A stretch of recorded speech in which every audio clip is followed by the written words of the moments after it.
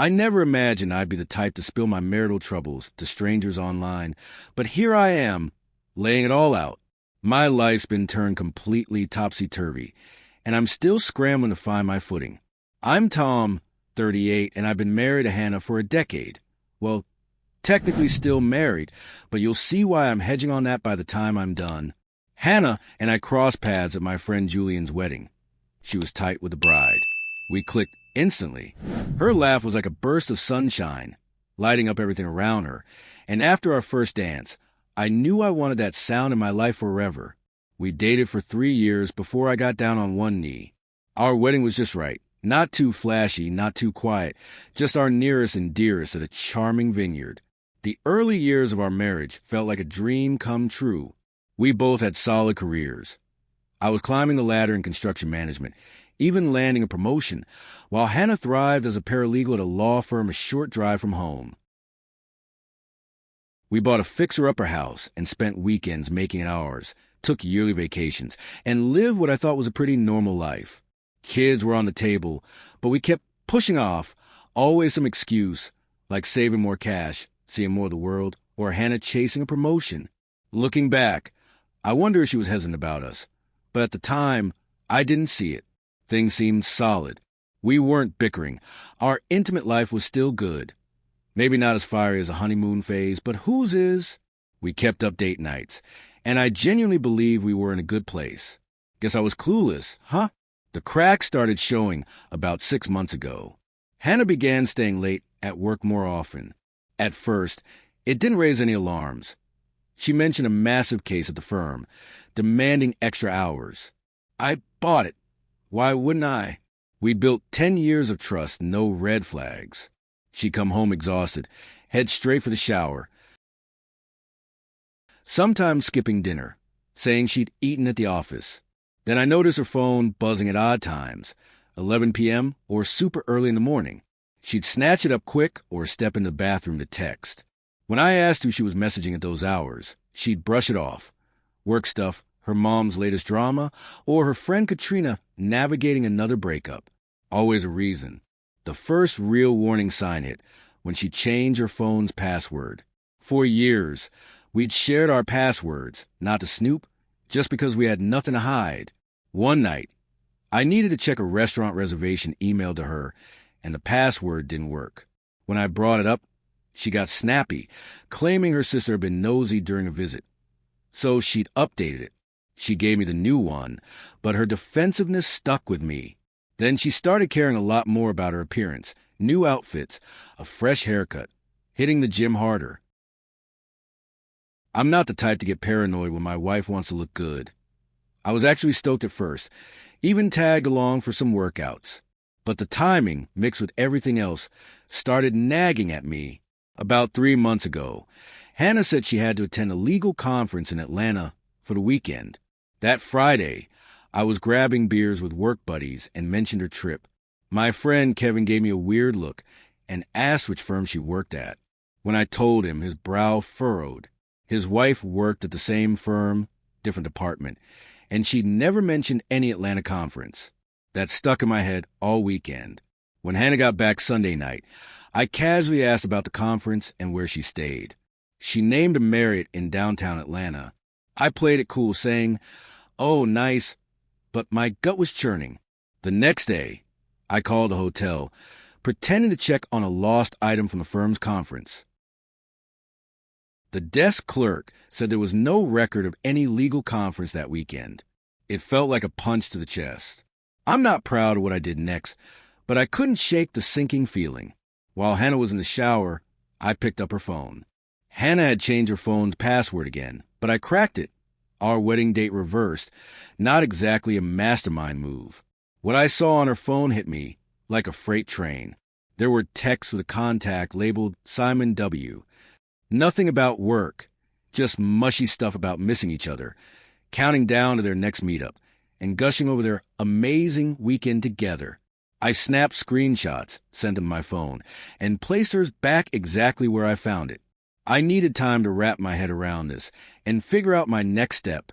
For the next week, I put on a normal face while my insides were crumbling. I couldn't eat, barely slept, and kept screwing up at work. My boss even pulled me aside, asking if things were okay at home. I forced a chuckle, mumbling something about sleepless nights. Technically true, but a massive understatement. During that week, I did some sleuthing. Simon was real, all right, a slick attorney at her firm, but not in her department. Divorced, no kids, 8 years my junior, with the kind of polished good looks you'd see in a cologne ad. How was I supposed to stack up against that? I decided to confront Hannah the following weekend. I rehearsed my words endlessly, trying to stay level-headed, but let's be real. Finding out your wife of a decade's been unfaithful doesn't exactly scream calm and collected. Saturday morning, I told her we needed to talk. Her face froze. She knew something was coming. We sat at our kitchen table, the same one where we'd shared countless dinners, and I laid it all out. The screenshots, the call to a hotel that confirmed no conference ever happened. I braced for denial, maybe tears or anger. Instead, she looked relieved, like she'd been waiting to confess a surprise party, not an affair. She admitted it was tough to figure out how to tell your husband you've been cheating. No kidding, right? I asked how long it had been going on. 6 months, she said. 6 damn months of lies while I sat at home, oblivious. Then came the gut punch. She was 2 months pregnant, and she was pretty sure it was Simon's. Pretty sure, like there was a sliver of a chance it could be mine, which somehow made it sting even more. We'd tried for kids off and on for years, each negative test bringing a quiet, let-down we'd share in silence. Now, she was carrying another man's child. I lost it, yelling, crying, flipping a chair. Not my finest hour, but I'm only human. Hannah just sat there, eerily calm, like she'd rehearsed for my meltdown. Once I cooled off, she dropped another bomb.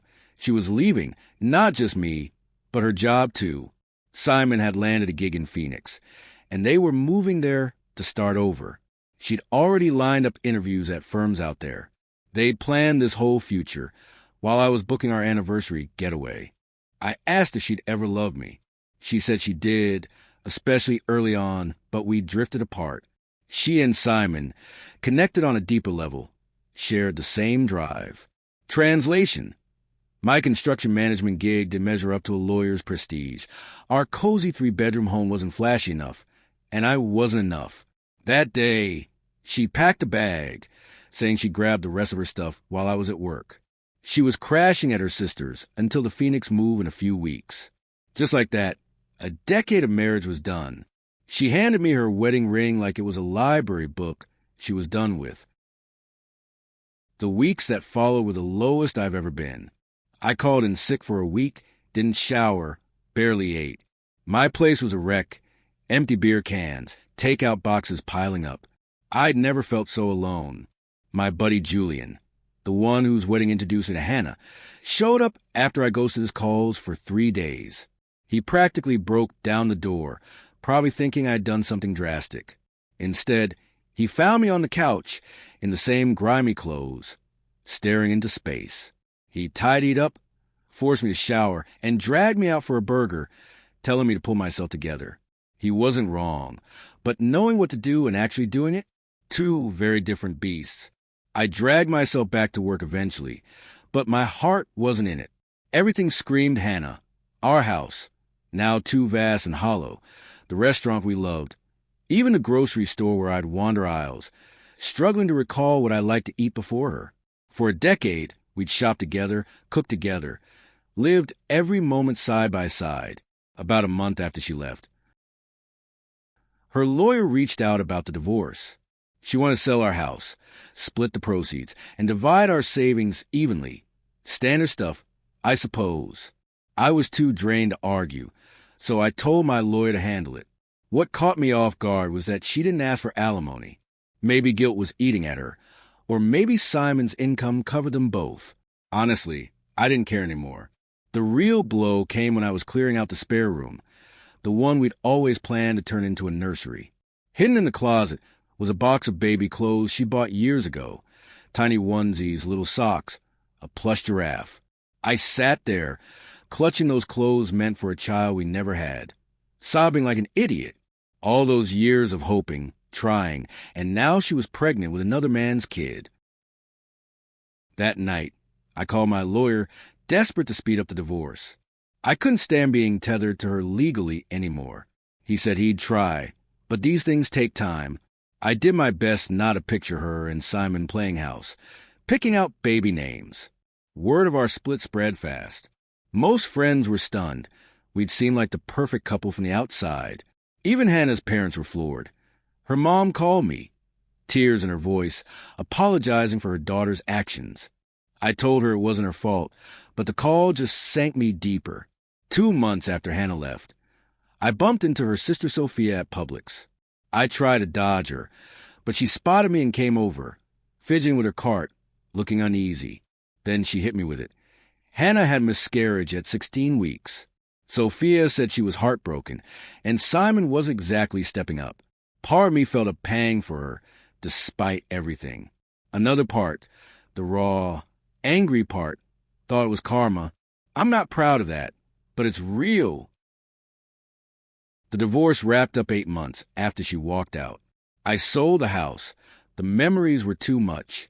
I moved into an apartment near work, started hitting the gym regularly, and tried piecing my life back together. Some days were easier than others. Some nights, I'd wake up reaching for her, forgetting for a split second she was gone. About a year after it all crumbled, I got a text from Hannah. She and Simon had split. The miscarriage strained things, and he'd started cheating with a paralegal at his new firm. Ironic. Huh? She said she'd been reflecting, soul-searching, and called leaving me her biggest mistake.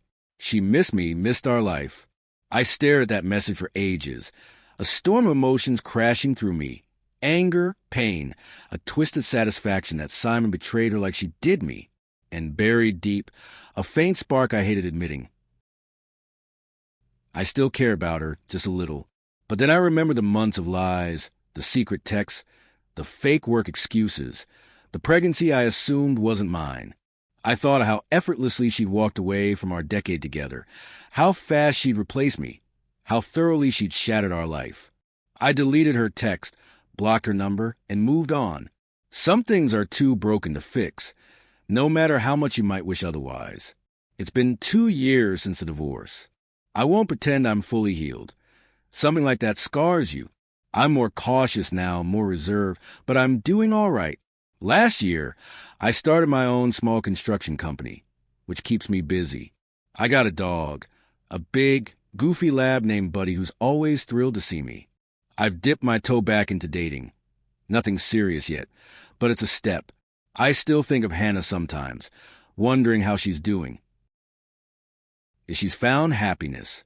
I know I'm only human. But those thoughts are rarer now, and they don't sting like they used to.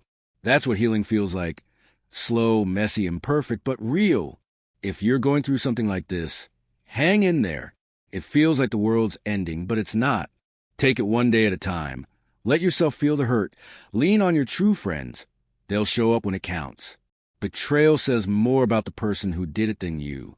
Life keeps moving, even when you're sure it can't, even when you're not sure you want it to. Slowly, you start wanting it again. That's how it's been for me, at least.